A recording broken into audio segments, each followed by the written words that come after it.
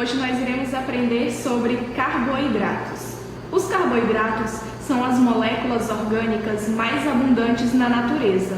Eles possuem grande variedade de funções, como o fornecimento de energia para os organismos, o armazenamento dessa energia no corpo e como componentes da membrana celular, mediando algumas formas de comunicação intercelular. Eles também servem como componentes estruturais de muitos organismos, incluindo a parede celular de bactérias, o exoesqueleto de muitos insetos e as fibras de celulose das plantas. A fórmula empírica para muitos dos carboidratos mais simples é CH2O parênteses N, por isso o nome hidratos de carbono. Existem três classes principais de carboidratos: os monossacarídeos, que são açúcares simples, os disacarídeos, com 2 unidades de monossacarídeo, e os polissacarídeos, com mais de 20 unidades de monossacarídeo. Pode ocorrer de alguns compostos apresentarem a mesma fórmula química, mas estruturas diferentes, sendo denominados de isômeros. Por exemplo, a frutose,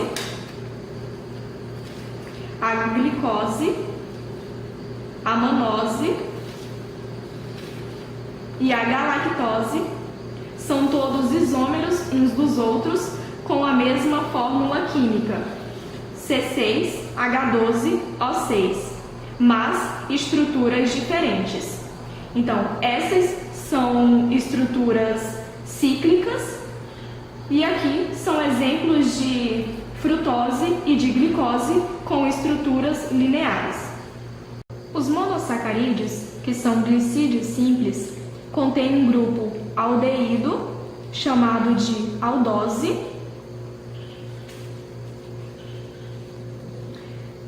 o que significa que a carbonila C é a última na cadeia. E aqueles com grupo cetona são chamados de cetose. Significa que a carbonila C é interna na cadeia. E há outros carbonos em ambos os lados desta. Um exemplo de aldose é a glicose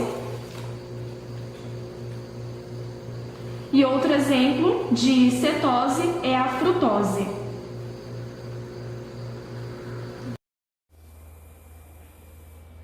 Muitos açúcares de 5 ou 6 carbonos podem existir tanto em cadeia linear quanto em forma de anel.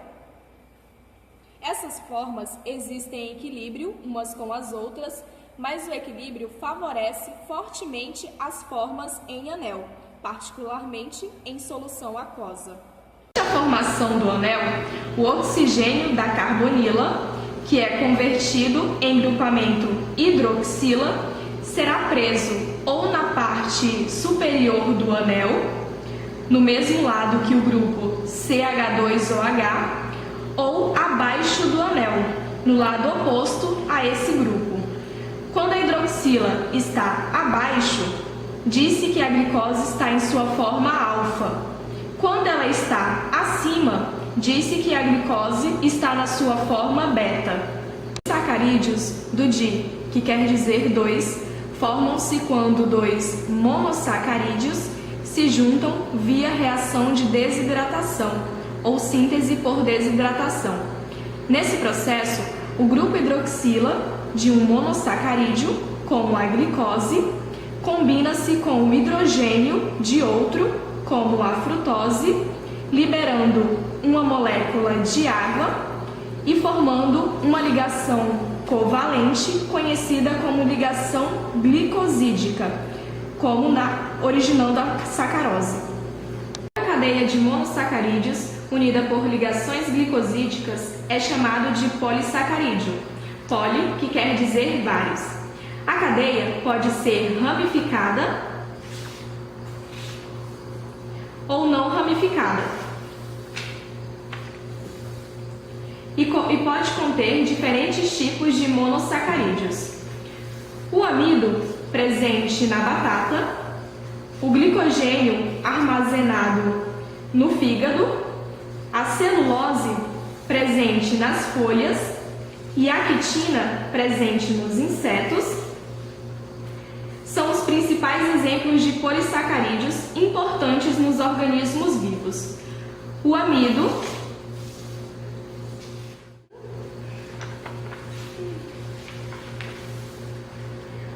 e o glicogênio são as formas de armazenamento de energia nos vegetais e animais. O amido é a forma armazenada dos açúcares nas plantas e é composto de uma mistura de dois polissacarídeos, a amilose, com ligações não ramificadas, e a amilopectina, ramificadas. Ambos são polímeros da glicose. É a forma de Spock da glicose nos humanos e em outros vertebrados. Ele é um polímero de monômeros de glicose e é ainda mais ramificado que a amilopectina. Geralmente é armazenado no fígado e nas células musculares. Quando os níveis de glicose plasmática, glicemia, diminuem, o glicogênio é quebrado via hidrólise para liberar monômeros de glicose, que as células podem absorver e usar. Os polissacarídeos estruturais.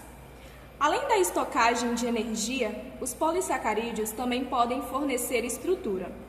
A celulose, por exemplo, é um dos componentes principais nas paredes celulares das plantas, que são estruturas rígidas que rodeiam as células.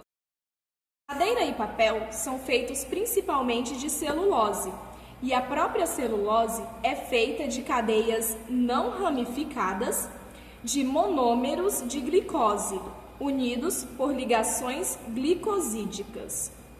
Nos animais, os polissacarídeos podem formar quitina, que é composta de unidades modificadas de glicose, que contém um grupo funcional com nitrogênio. Por exemplo, os artrópodes, como insetos e crustáceos, possuem um esqueleto externo duro, chamado de exoesqueleto, que protege suas partes internas mais moles.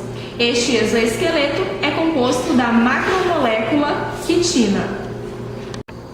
A digestão dos carboidratos na dieta se dá pela boca e pelo lume intestinal. Essa digestão é rápida e é catalisada por enzimas denominadas glicosidases.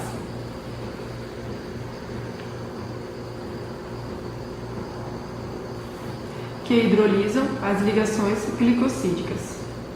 Durante a mastigação, a enzima alfa-amilase salivar atua sobre o amido, como na batata, e o glicogênio,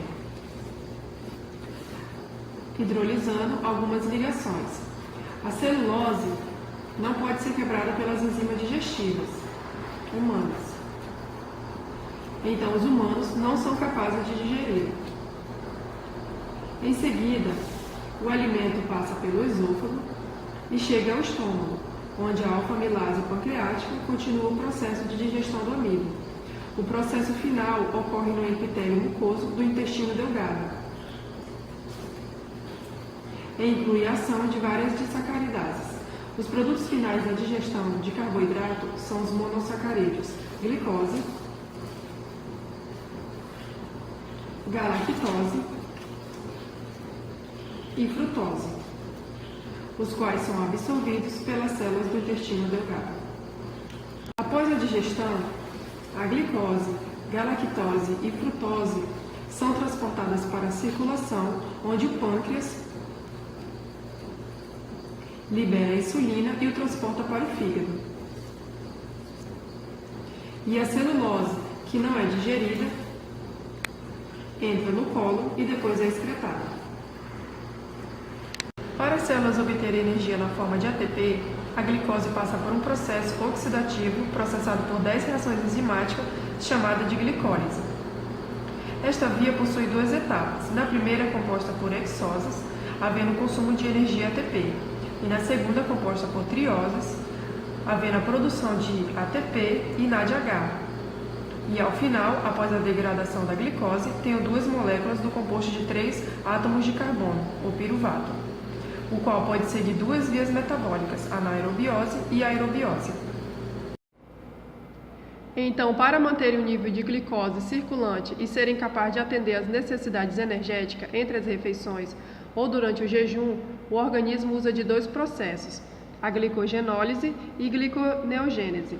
A glicogenólise é armazenada no fígado e músculos esqueléticos após as refeições, quando a oferta de glicose é alta.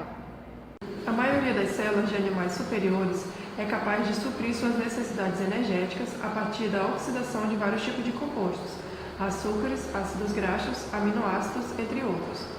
Alguns tecidos e células usam exclusivamente a glicose como fonte de energia, como é o caso do cérebro, que consome aproximadamente 120 gramas de glicose por dia, e as hemácias, que consomem cerca de 30 gramas.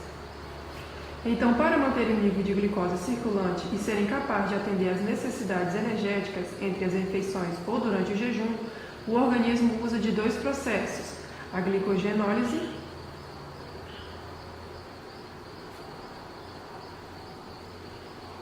e a gliconeogênese.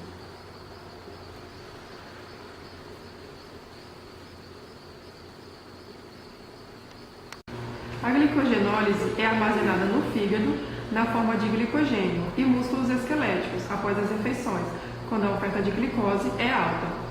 Em período de jejum, o glucagon é ativado pelo pâncreas para a degradação do glicogênio hepático e posterior liberação de glicose. Porém, a reserva hepática do glicogênio é limitada e insuficiente para manter os níveis glicêmicos normais.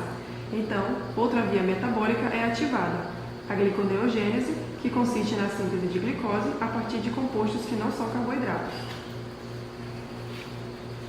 O fígado e os rins são os principais órgãos responsáveis pela gliconeogênese, e os precursores mais importantes da glicose são aminoácidos, lactato e glicerol. O glicerol é liberado durante a hidrólise do triacilgliceróis no tecido adiposo e levado ao fígado pelo sangue e então convertido em glicose. O lactato é liberado no sangue pelo músculo esquelético em exercício e pelas células que não possuem mitocôndrias, como os eritrócitos. No processo, o lactato é capturado pelo fígado e convertido em glicose, que é liberada de volta para a circulação. Os aminoácidos obtidos pela hidrólise de proteínas teciduais são as principais fontes de glicose no jejum, que originam em vez de glicose os corpos cetônicos, que podem ser usados pelos tecidos extrahepáticos para obtenção de energia. No processo, a acetil-CoA é convertida em succinil-CoA e oxalacetato, e durante esse processo de oxalacetato, convertido a glicose, que pode ser usado pelos tecidos e órgãos como fonte de energia. E para finalizar, iremos demonstrar a caracterização dos carboidratos com Lugol. O soluto de Lugol, que é esse aqui, é o indicador para testar a presença de amido. O corante irá colorir o amido à medida que interage com a estrutura enrolada do polissacarídeo, produzindo uma cor azul escura. Ele não reage com monossacarídeo nem com disacarídeo.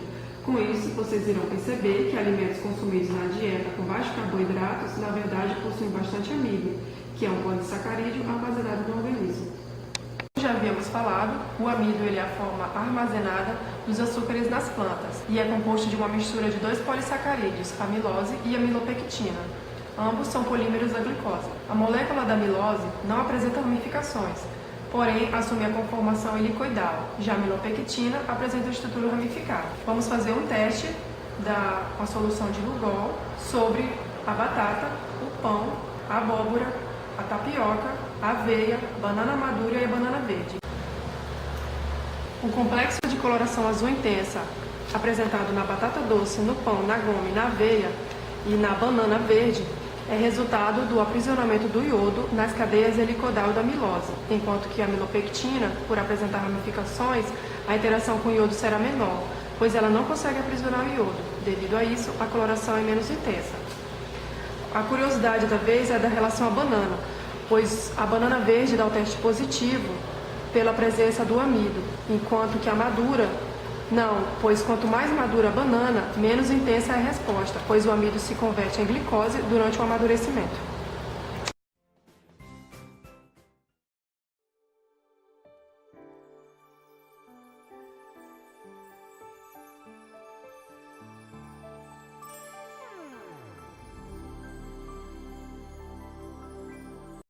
Amiga, toca aqui, amiga. Não toca aqui não, tá? Senão eu vou rir. Tá, 1, 2, 3. Calma, vai. Deixa eu aparecer esse aqui, peraí. Tá aparecendo.